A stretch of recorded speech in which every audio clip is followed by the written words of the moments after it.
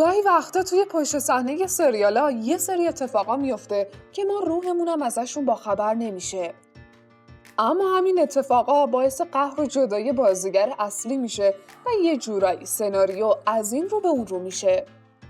میخواین با این قهرای پرماجرا آشنا بشین؟ پس همین حالا عضو کانال لنز بشین و این ویدیوی باحالو از دست ندین.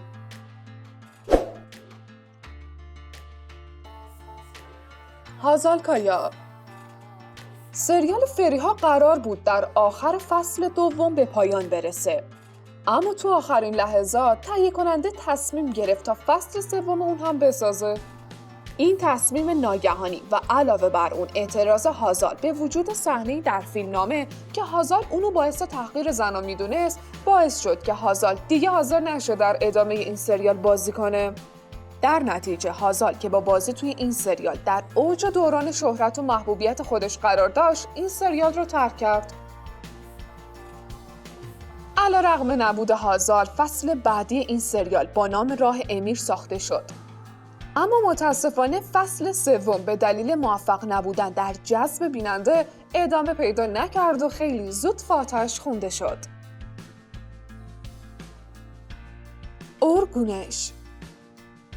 این بازیگر که از اولین قسمت سریال روزگارانی در چوکوروا با بازی در نقش ییلماز در اون حضور داشت، به خاطر اختلافات و دشمنی که با کرم آلیشیک بازیگر نقش علی رحمت تو این سریال داشت، تصمیم گرفت این سریال رو تو قسمت 79 ترک کنه و یه جورایی با مرگ اجباری ییلماز سناریو دستخوش یه سری تغییرات شد.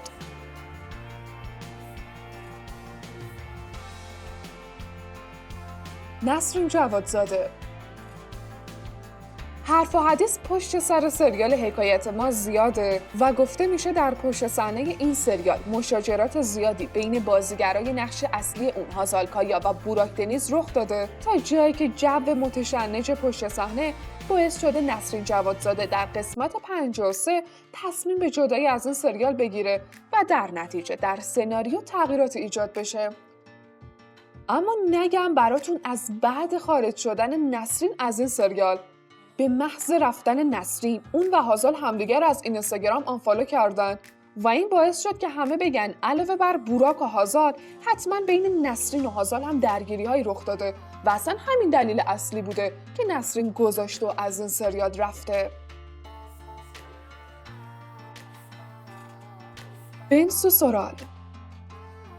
سریال نفوذی یکی از اون سریالاییه که کلی طرفدار داره. اما واقعا چی شد که بنسو سورال که یکی از بازیگرای اصلی این سریال بود در اواخر این سریال از اون جدا شد؟ در واقع هنوز کسی اصل ماجرا رو نمیدونه. بنسو سورال تو این سریال با چاتای اولسوی همبازی بود و اونا نقش یه زوج عاشق رو بازی میکردن. اما طبق گفته ها اونا سر صحنه فیلمبرداری نمیتونستن با هم کنار بیان و دائما اختلاف نظر داشتن و همین هم دلیل جدایی زود هنگام بنسو از این سریال شد. درسته که بعداً بنسو گفت که اونا با هم مشکلی ندارن و دلیل خروجش تموم شدن نقشش بوده. اما با تموم شدن این سریال اول بنسو چاتای رو از اینستاگرام خودش آنفالو کرد و بعد از اونم چاتای اونو حذف کرد. این حرکت این دو بازیگر باعث تقویت این حرف و حدیثا شد. واقعا آدم نمیدونه حرفای این بازیگرا رو باور کنه یا کاراشونو. نظر شما چیه؟ سرنای ساریکایا. این بازیگر تو سال 2010 تو سریال معروف عمر گل لاله در کنار تولگان سایشمان نقش آفرینی کرد و از همون موقع هم رابطه عاشقانه بین این زوج شکل گرفت. اما بعد از 1.5 سال رابطه، تولگاهان و سرنای از هم جدا شدن و بعد از اون تولگاهان با همبازی دیگه خودش در این سریال یعنی سلن سویدر وارد رابطه شد. اینجوری شد که میونه سرنای با سلن بدجوری به هم خورد تا جایی که نه به هم نگاه میکردن و نه با هم صحبت میکردن، مگه اینکه صحنه مشترکی داشتن. در نهایت سرنای که یکی از نقشای اصلی این سریال بود تصمیم گرفت دیگه تو فصل آخر اون بازی نکنه و با این کارش شوک بزرگی به طرفدارای این سریال وارد کرد. موراد اونالمیش. اما اورگونش تنها کسی نبود که به دلیل اختلاف سریال روزگارانی در چوکوروا رو ترک کرد. بعد از اون هم مراد اونالمیش در پایان فصل 3 با این سریال خداحافظی کرد. اما انگاری دوباره پای کرم آلیشیک در میون بود، چون گفته میشه دلیل این جدایی درگیری مراد و کرم و توهین کرم آلیشیک به مراد بوده. دوباره نسرین جوادزاده. البته این جدایی مربوط میشه به سریال پرطرفدار سیب ممنوعه. نسرین تو این سریال نقش یکی از شخصیت‌های پرطرفدار اون یعنی شایکا رو بازی میکرد. اما یه روز سر ست فیلمبرداری ادایجه با کارگردان گرم صحبت میشه و همین باعث طولانی شدن زمان فیلمبرداری و متشنج شدن جو اون میشه. در نتیجه نسرین عصبانی میشه و گوشیش رو خاموش میکنه و ست رو ترک میکنه. تهیه کننده‌ام با شنیدن این جریان و رفتن نسرین میگه سکانس مرگ شایکا رو بنویسن و به همین راحتی داستان شایکا تموم میشه و در نتیجه سناریو هم یه تغییراتی میکنه. نورگل یشیلچای. تو سال 2014 نورگل یشیلچای و ارکان پتکایا برای بازی تو سریال از هم پاشیده که تو ایران به گزل معروفه با هم همبازی شدن. اما گویا در پشت صحنه این سریال و به خاطر یه سری اختلافات برای بازی صحنه‌های رمانتیک سریال درگیری شدیدی بین این دو بازیگر رخ داد تا جایی که نورگل از سریال خارج شد و در ساختار سناریو تغییرات اساسی رخ داد. البته این دو بازیگر هم از هم شکایت کردن و کارشون به دادگاه کشیده شد. ارکان توی یه مصاحبه در مورد علت جدایی نورگل گفت اگه حقیقت رو بگم سنگ رو سنگ بند نمیشه. من که کنجکاو شدم واقعیت رو بدونم. شما چطور؟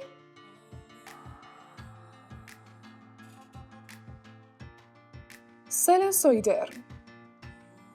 تو سال 2016 سلن سویدر تو سریال کدوممون عاشق نشدیم با جان یومان همبازی میشه که ای کاش نمیشد. میدونین چرا؟ چون توی یه صحنه جان از دست سلن سویدر عصبانی شد و یه فنجون رو به سمتش پرتاب کرد و همینم باعث شد که سلن نه تنها جان رو به دادگاه بکشونه بلکه دیگه حاضر نشد توی اون فیلم برداری شرکت کنه. در نتیجه اون فیلم رو نصف و نیمه رها کرد و فرار رو به قرار ترجیح داد و یه بازیگر دیگه جایگزین اون شد. سلن گفته جان وقتی عصبانی میشه به شدت ترسناک میشه.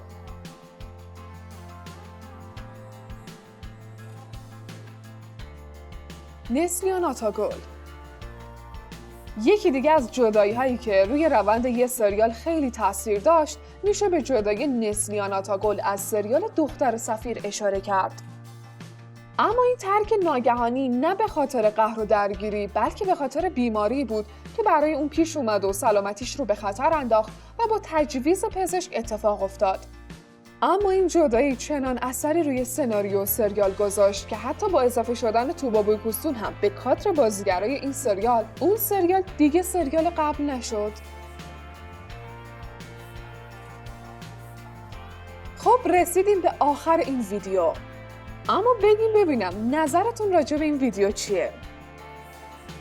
دیگه چه بازیگرایی رو میشناسین که با قهر و دعوایی سریال رو ترک کرده باشن؟ حالا دیگه نوبتی هم که باشه نوبت لایک کردن این ویدیو و عضویت در کانال لنزه.